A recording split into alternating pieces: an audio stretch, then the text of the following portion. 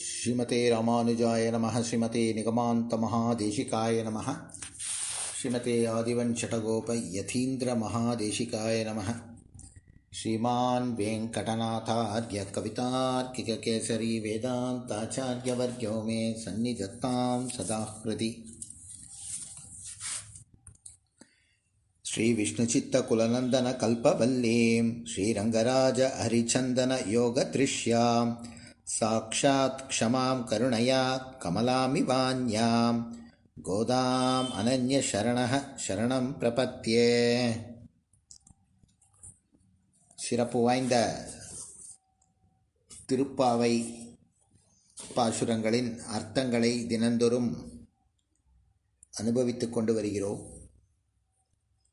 அந்த வரிசையிலே மாரிமலை முழைஞ்சில்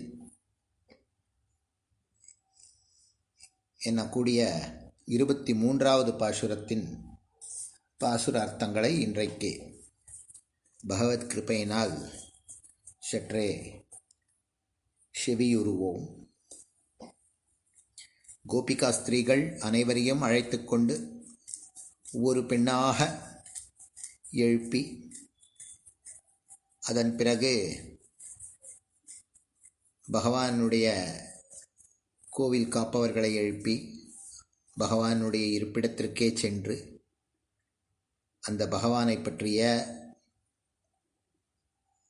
அந்த உயர்ந்த குணங்களை எல்லாம் பாடிக்கொண்டு பகவானை எழுப்புங்கால் நப்பின்னை பிராட்டியிடம் புருஷகாரத்தை பெற்றுக்கொண்டு அதன் பிறகு பகவானையும் எழுப்பப் போகும்போது இந்த மாரிமலை முழைஞ்சில் என்னும் பாசுரத்திலே அந்த பகவான் எழுந்திருப்பது, உங்களுக்கு என்ன வேண்டும் என்று கேட்பது போல், நாங்கள் நீ சிம்ஹாசனத்திலே அமருவாயாக, நாங்கள் வந்த காரியத்தை கூறுகிறோம், அதை பரிசீலனை செய்து அனுகிரகிக்க வேண்டும் என்னுமாய் மிகச்சிறந்த பாசுரம். மாரிமலை முழைஞ்சில் மன்னிக் கிடந்துறங்கும் சீரிய சிங்கம் அறிவுற்று தீவிழித்து வேரிமயிர் பொங்க எப்பாடும் பேர்ந்துதறி மூறி நிமிர்ந்து முழங்கிப் புறப்பட்டு போதருமா போலே நீ பூவை பூவண்ணா உன் கோயில் நின்றிங்கனே போந்தருளி கோப்புடைய சீரிய சிங்காசனத்திருந்து யாம் வந்த காரியம் ஆராய்ந்து அருளேலோரெம்பாவாய். காயாம்பூவின் நிறமுடைய பெருமானே, எப்படி மழைக்காலத்திலே மலையில் இருக்கும் குகைக்குள் இருக்கும் ஒரு சிங்கமானது நிலைத்து படுத்து உறக்கத்தை ஏற்படுத்தி கொண்டு வீரிய சிறப்புடையதாயிருக்கிறதோ, அது பல நாட்கள் தூக்கம் கழிந்து தூக்கத்தை விட்டு எழுந்திருக்கும் பொழுது சிறந்த உணர்ச்சியை பெற்று தீயை போன்ற விழிகளை செய்து கொண்டு கண்களை தீயைப் போலாக்கிக் கொண்டு அதன் பரிமளமுள்ள மயிர்கள் பிடரி மயிர்களை சிலிர்த்து கொண்டு தன்னுடைய எல்லா அங்க பிரதேசங்களையும் அசைத்து கொண்டு அங்கங்களை விரித்து கொண்டு சோம்பல் முறித்து கொண்டு வளர்ந்து கர்ஜித்து கொண்டு தான் படுத்த இடத்தை விட்டு கிளம்பி வருவது போல் உன்னுடைய திருக்கோவிலை விட்டு இந்த இடத்திலேயே எழுந்தருளி உயர்ந்த சிம்மாசனத்திலே வீற்றிருந்து நாங்கள் எந்த காரியத்திற்காக வந்தோமோ அந்த காரியத்தை நீயே பரிசீலனை செய்து எங்களுக்கு அனுகிரகிக்க வேண்டும் என்று, எங்களுக்கு என்ன வேண்டும் என்பதை பகவானே ஆராய்ந்து கொடுக்க வேண்டும் என்பது போல் பகவானிடம் விண்ணப்பம் செய்யக்கூடிய பாசுரம். அந்த பாசுரத்திற்காக எடுக்கப்பட்டிருக்கக்கூடிய உவமையானது சிங்கத்தை போன்ற உவமை. அந்த சிங்கம் எப்படி வரும் என்பதை போன்ற ஒரு உவமை. சிங்கத்தை பற்றிய உவமை வந்தால் போதும், சிங்கபிரானை பற்றிய உவமை. சிங்கபிரானை பற்றிய எண்ணம் என்றால் பிரகல்லாத ஆழ்வானுக்கு அனுகிரகித்த அந்த பாங்கு. அந்த விஷயங்களை இப்பொழுது சற்று அனுபவிப்போம். இங்கே வர்ணனை செய்யக்கூடிய காலம் வர்ஷா காலம். அந்த வர்ஷா காலத்திலே எல்லா இடத்திலும் ஒரே நீர்நிலையாக இருக்கும், சுபிக்ஷமாக இருக்கும், ரம்யமாக இருக்கும், வசந்தமாக இருக்கும். அந்த சமயத்திலே சஞ்சாரம் செய்வது என்பது சற்றே முடியாத காரணமாகதால் அரசர்கள் தங்களுடைய பகைவர்களிடத்திலுடைய பகையையும் மறந்து போரையெல்லாம் மறந்து கொண்டு சில மாதங்கள் வரை அந்தப்புரத்தில் மன்னி கிடப்பர். எப்படி சக்கரவர்த்தி திருமகன் பிராட்டியை பிரிந்த பின்னர் உடனடியாக பிராட்டியை எங்கே பிராட்டி இருக்கிறாள் என்று தேடிக்கொண்டு வந்து உடனடியாக பிராட்டியை சேர வேண்டும் என்ற எண்ணம் இருந்தாலும் அது வருஷா காலமாக இருப்பதால் சுக்ரீவ மகாராஜாவை தாரையோடு கூடி கிடந்து உறங்கட்டும் என்று விட்டுவிட்டு தானும் இளைய பெருமாளுமாக மால்யவத் பர்தத்தில் மிக்க வருத்தத்துடன் கழித்தார் அல்லவா. எனவே பிரிந்தார் கூடும் காலம் மாரி மாதம் என்பது. கூடினவர்கள் நன்கு ரம்யத்தை அனுபவிக்கக்கூடிய காலம். சிங்கங்களும் இந்த வருஷா காலத்திலே பர்வத குகைகளுக்குள் கிடந்து உறங்கும்.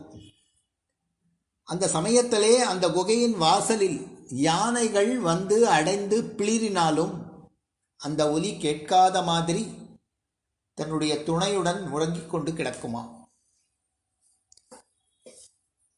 இந்த நிலைமை இப்படியே இருக்காது. மாரி காலம் கழிந்த பிறகு அவை உறக்கத்தை விட்டு எழும், தூக்கத்தை விட்டு அந்த சிங்கங்கள் எழும். அப்பொழுது சிங்கங்களுக்கு தோன்றுமா, என்னுடைய எல்லைக்குள் புகுந்தவர் யார் என சீறிக்கொண்டு நோக்குவது போல் கண்களில் நெருப்பு பொறி பறக்கும்படி 4 புறங்களிலும் நோக்கி தன்னுடைய உளை மயிர்கள் எல்லாம் சுற்றிலும் அசைந்து உறங்கும்போது அவயவங்களை முடக்கிக் கொண்டு கிடந்தமையால் உண்டான திமிர்ப்பு தீரும்படி அவயவங்களை தனித்தனியே உதறி உலாவிக்கொண்டு தன்னுடைய உடலை ஒன்றாக நிமிர்த்தி சோம்பல் முறித்து கொண்டு மற்ற துஷ்ட மிருகங்களெல்லாம் அது இருக்கும் இடத்திலேயே உயிரை மாய்த்துக் கொள்ளும்படியாக வீர கர்ஜனை செய்து கொண்டு அதன் பிறகு தன்னுடைய இருப்பிடத்தை விட்டு வெளியே வந்து 4 புறமும் பார்ப்பது சிங்கத்திற்கு இயல்பு. அந்த மாதிரித்தான் கண்ணபிரானை புறப்பட்டு சிங்காசனத்தில் வந்து அமர வேண்டுமாய் வேண்டுகின்றனர். சிங்கம் மலை முழைஞ்சிற் கிடந்து உறங்குவது போல் இந்த யசோத இளஞ்சிங்கம் நப்பின்னை கொங்கை மேல் வைத்து கிடந்த மலர் மார்பா என்றபடி நீளாதுங்க ஸ்தனகிரி தடி சுப்தமாய் இருக்கின்றார். சிங்கம் பிறக்கும் போதே மிருகேந்திரன் என்றும் மிருகராஜன் என்றும் சிறப்பு பெயரை பெற்றிருக்கிறது. இங்கே கண்ணபிரானும் யசோத இளஞ்சிங்கம் என்னும் பெயரை பெற்றார்.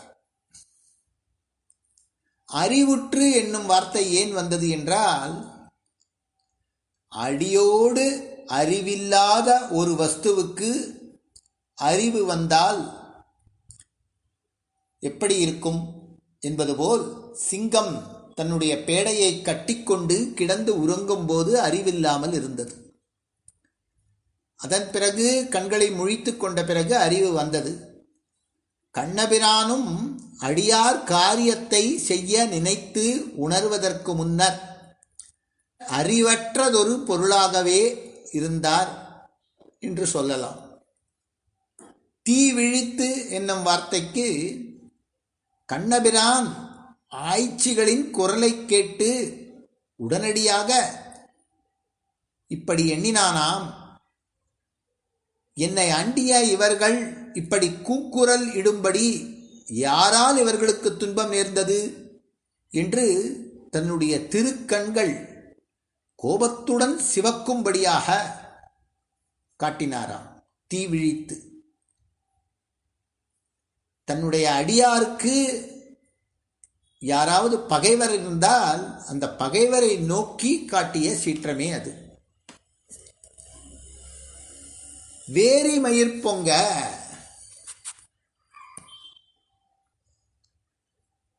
எப்படி சிங்கத்தின் ஜடைகளில் அதனுடைய ஜாதிக்கே ஏற்றதொரு வாசனை இருக்குமோ, கிடந்து உறங்கும் பொழுது அதனுடைய உளை மயிர்கள் நெருக்குண்டு அமுங்கி கிடந்திருக்கும். தூங்கி எழுந்த உடனேயே அவற்றை மலரச் செய்வது அந்த சிங்கங்களின் ஜாதிக்கு இயல்பு. அப்படி மலரச் செய்வதற்காக எப்பாடும் போந்து உதரும். எப்பாடும் என்றால் எல்லா பக்கங்களிலும் என்ற அர்த்தம்.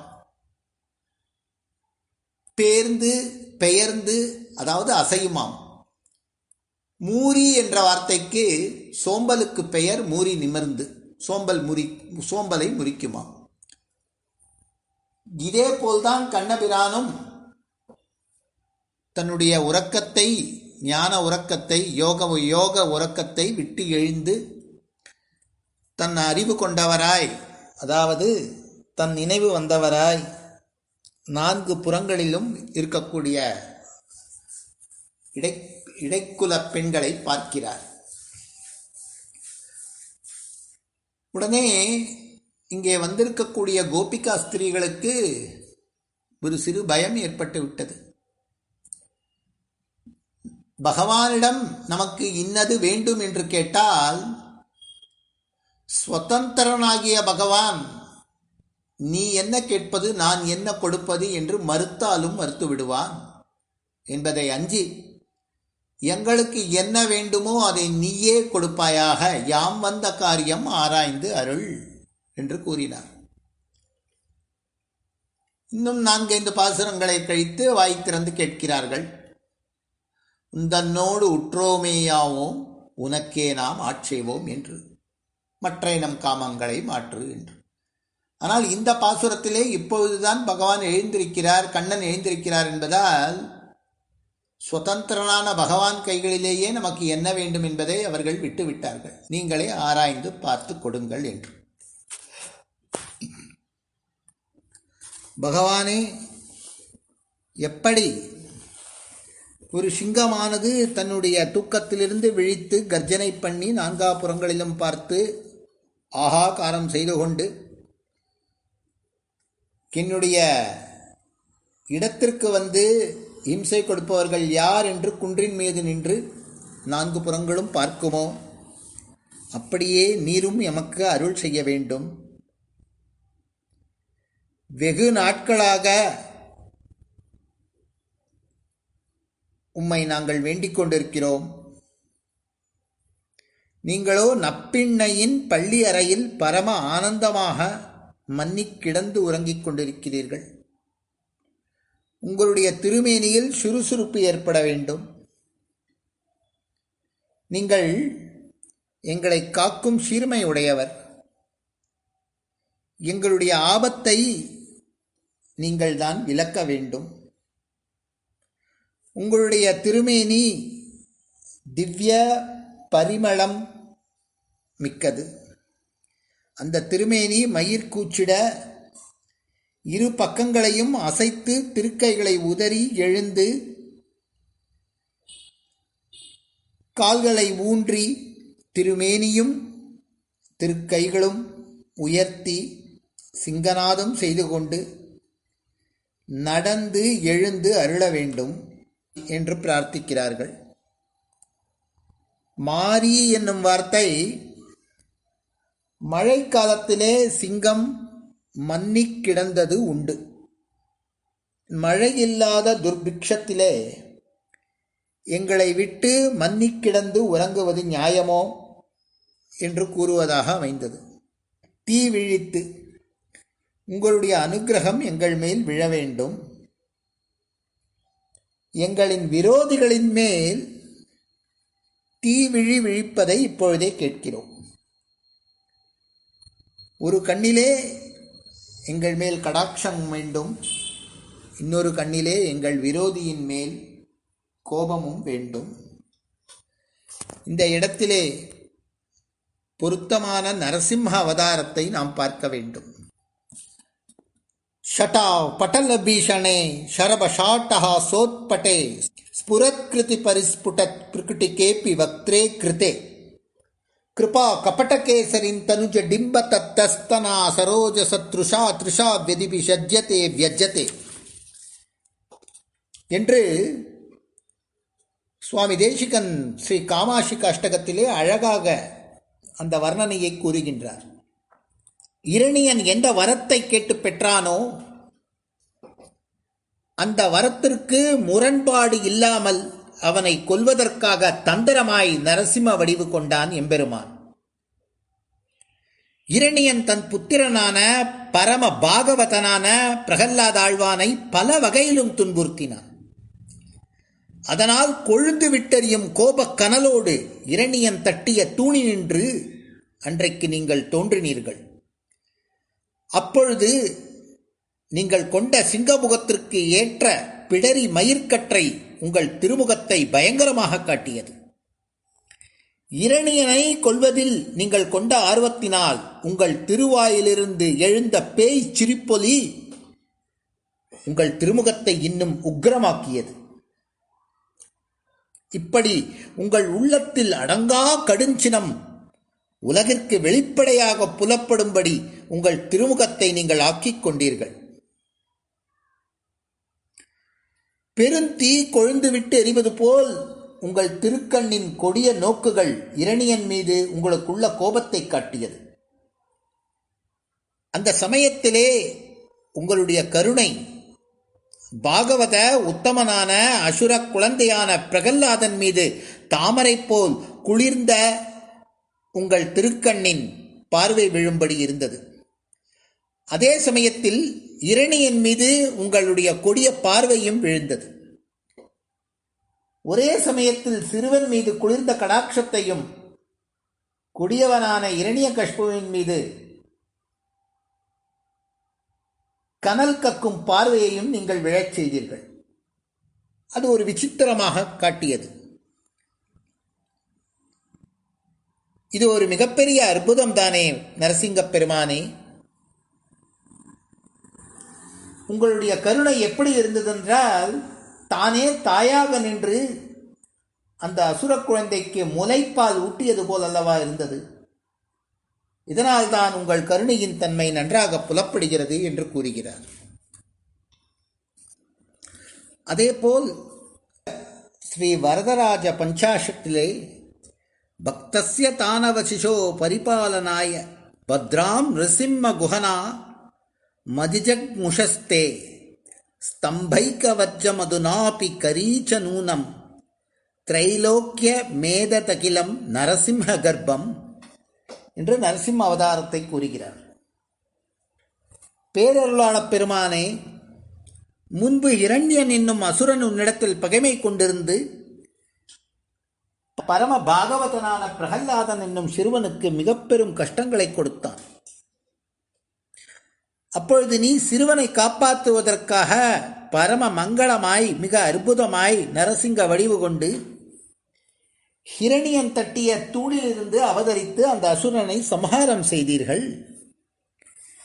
ஹிரணியன் எந்த வஸ்துவை காட்டி அதில் நீ இருக்கிறாயா என்று கேட்டாலும் அந்த வஸ்துவிலிருந்து ஷடக்கென தோன்றுவதற்காக 3 உலகங்களிலும் உள்ள சகல வஸ்துக்களிலும் நரசிங்க வடிவு கொண்டு அன்று நீ அமர்ந்தாய்.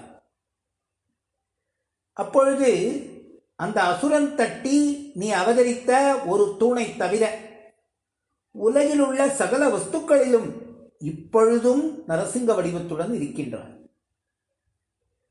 ஆகவே உலகத்திலும் உள்ள எல்லா பொருள்களும் நரசிங்க வடிவத்தோடு உன்னை தம்முள் இருத்திக் கொண்டிருக்கின்றன.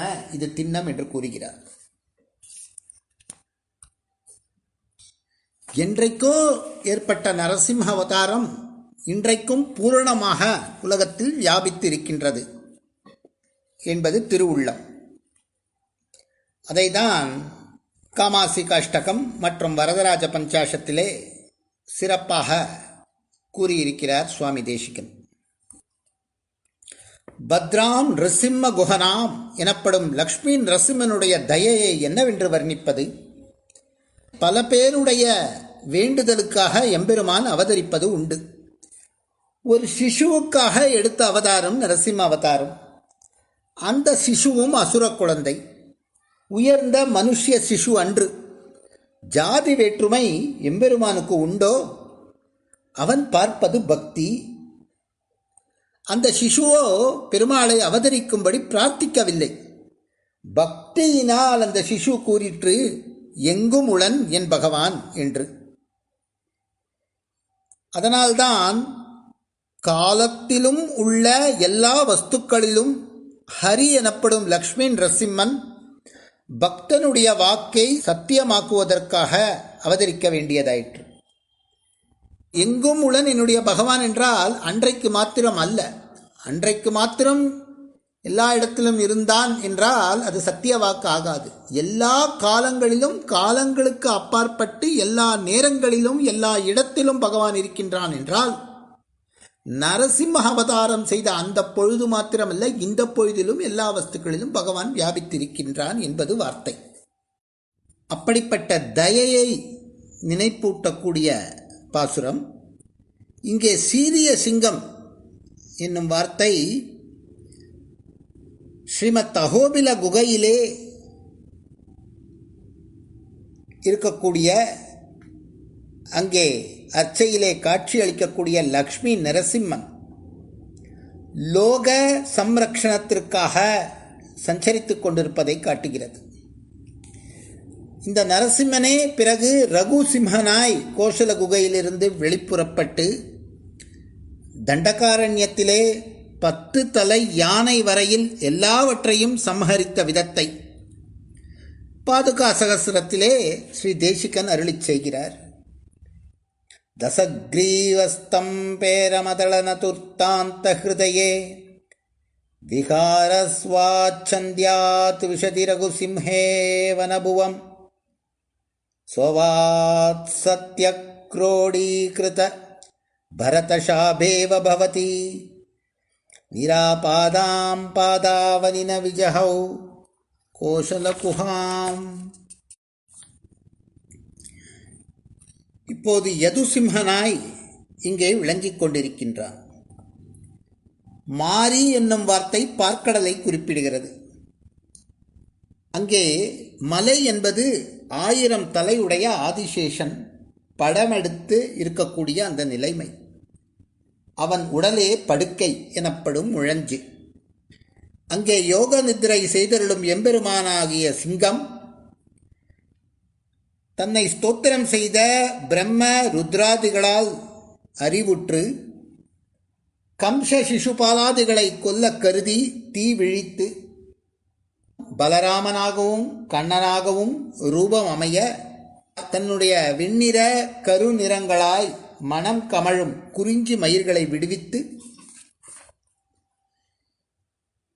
எப்பாடும் பேர்ந்து எல்லா அங்கங்களையும் அமைத்துக்கொண்டு உதறி தன் படுக்கையான ஆதிசேஷனையும் பலராமனாக பிறக்க செய்து அவனை உதறி ஆதிசேஷனை எடுத்து உதறி அனுப்பி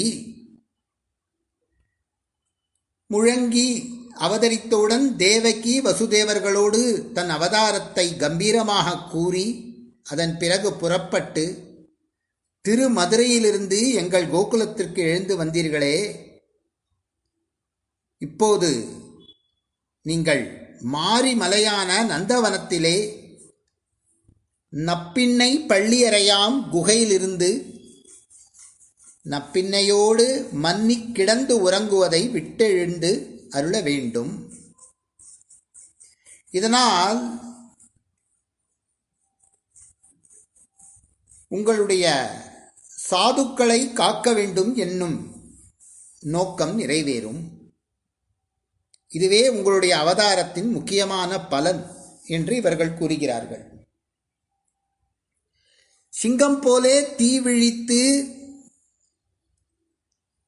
பார்வையை பார்த்து கொண்டு நீங்கள் நடந்து வரும்போது உங்களுடைய மென்மையையும் அழகையும் அனுபவித்து நாங்கள் இனிமை அடையப் போகிறோம். அதனால் பூவை பூவண்ணா என்று கூறினார்கள். மேலும் இது எப்படி இருக்கிறது என்றால், அடியார்கள் சுவாமியை வழி காண்பித்து மரியாதையாய் அழைத்து போகும் பாங்கு. அதனால்தான் பூவை பூவண்ணா. இந்த மார்க்கத்திலேயே தாங்கள் எழுந்தருள வேண்டும் என்று வழிகாட்டிக் கொண்டு செல்கிறார்கள். மேலும் நப்பின்னையின் சேர்க்கை உண்டானபடியால் திருமேனியில் சில திருக்கோலங்கள் ஏற்பட்டிருக்கின்றன. அதோடு வர வேண்டும். கழுத்திலே பிராட்டியின் கை வளை அழுத்தி இருக்கிறது. அது தோன்றும்படியாக எங்கள் மனத்தினிலே அமர வேண்டும் என்று கூறுகிறார்கள். மேலும் நப்பின்னையோடு இருக்கும் வண்ணமே நப்பின்னையை விடாமல் அழைத்து கொண்டு சிங்காசனத்துக்கு எழுந்தருள வேண்டும். நோன்புக்காக என்று சிறப்பாக அமைக்கப்பட்டுள்ள சிங்காசனத்திற்கு தாங்கள் வருவதுதான் உச்சிதமானது. நீங்கள்தான் எங்களுடைய நோன்பை நடத்தி வைக்கும் திறமை பெற்ற ஆண் சிங்கம். வேறு யாருமே உங்களுக்கு ஈடு கிடையாது. யாம் வந்த காரியம் ஆராய்ந்து நோம்பிலேயே எங்களுடைய நோக்கத்தையும் எண்ணத்தையும் வைத்துக்கொண்டு நாங்கள் வந்தோமே.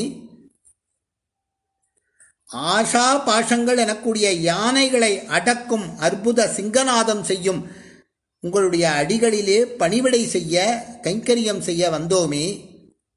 இதையெல்லாம் நீங்கள் ஆராய்ந்து பார்த்து எங்களுக்கு என்ன வேண்டும் என்பதை நீங்களே உணர்ந்து நீங்களே முடிவு செய்து கொண்டு எங்களுக்கு அருள் புரிய வேண்டும் என்று அந்த பலனை கொடுக்கக்கூடிய விஷயத்தை கூட பகவானிடத்திலேயே விட்டுவிட்டார்கள். இதனுடைய உட்பொருள் என்னவென்றால், திருவாராதனத்திற்கு கோவிலுக்குள்ளே புகுந்தவர்கள் முதலில் தங்களுடைய ஹிருதய கமலத்தில் எம்பெருமானை தியானம் செய்து தாங்கள் எப்படியெல்லாம் விரும்புகிறார்களோ அப்படியெல்லாம் பகவானை மேன்மையாக ஆராதிப்பார்கள். அதற்கு பெயர் ஹிருத்யாகம் எனப்படும். அதற்கு பிறகு பாஹ்ய யாகம், அதாவது வெளியிலே கோவில் கொண்டு எழுந்தருளி இருக்கக்கூடிய மூர்த்திக்கு வெளியிலே சேகரித்து வைத்துள்ள வஸ்துக்களை கொடுக்கக்கூடிய அந்த பாங்கு, ஆராதனம் செய்யக்கூடிய அந்த முறை. இந்த பாசுரத்திலே ஹிருத்யாகத்தை உவந்து பாஹ்ய யாகத்திற்கு எழுந்தருளுவதை நாம் பார்க்கின்றோம். மாரிமலை என்பது இந்த சரீரம், சுகம், துக்கம் இவற்றை மாறி மாறி ஏற்றுக்கொள்ளக்கூடிய இந்த சரீரம். ஆனால் அது ஹிருத்யாகம். பகவானை கண்களை மூடிக்கொண்டு ஹிருதய கமலத்தில் இருக்கக்கூடிய பகவானை ஆராதனை செய்யும்போது மலை போல் நம்மளுடைய எண்ணம் அசையாமல் இருக்க வேண்டும் என்பதற்காக சொல்லப்பட்டது. அதிலுள்ள முழஞ்சி என்பது ஹிருதய குகை. அந்த ஹிருதய குகையிலே 2 சிங்கங்கள் இருக்கின்றன. ஜீவாத்மா எனக்கூடிய பேடை, பரமாத்மா எனக்கூடிய ஆண் சிங்கம், அது சீரிய சிங்கம். இதுதான் இதனுடைய உட்பொருள். இப்படியாக உத்தமமான நரசிம்ம அவதாரத்தின் மேற்கோளுடன், அந்த வர்ணனைகளுடன், பகவானே யாம் வந்த காரியம் ஆராய்ந்து அருள் என்று எனக்கு எதை கொடுக்க வேண்டும் என்பதை நீங்களே முடிவு செய்து கொள்ளுங்கள். எப்படி பிரகல்லாத ஆழ்வான் உங்களிடத்தில் எதையும் இறைஞ்சாமல் பக்தி பூர்வமாக நீங்கள் எல்லா இடத்திலும் இருக்கிறீர்கள் என்று கூறிய ஒரு வார்த்தைக்கு கட்டுப்பட்டு நீங்கள் வந்தீர்களே, அதன் பிறகு உனக்கு என்ன வேண்டும் கேள் என்று கூறியவுடன் கூட பிரகல்லாதாழ்வான் நான் என்ன வியாபாரம் செய்கிறேனா, எனக்கு எதுவும் வேண்டாம் என்று உங்களிடத்தில் கூறினாரே, அந்த அசஞ்சலமான பக்தி தான் எங்களுக்கு வேண்டும், அந்த பக்தி கூட எங்களுக்கு வேண்டும் என்பதை நாங்கள் சொல்ல மாட்டோம், நீங்களே ஆராய்ந்து அருள் புரிய வேண்டும் என்ற உத்தமமான பக்தி தத்துவத்தை வெளிப்படுத்தக்கூடிய மாரி மலை முழைஞ்சில் என்னும் பாசுரம். பாசுர அர்த்தங்களை தொடர்ந்து அனுபவிப்போம். கவிதார்க்கிக சிம்ஹாய கல்யாண குணசாலினே ஸ்ரீமதே வெங்கடேஷாய வேதாந்த குரவே நமஹ.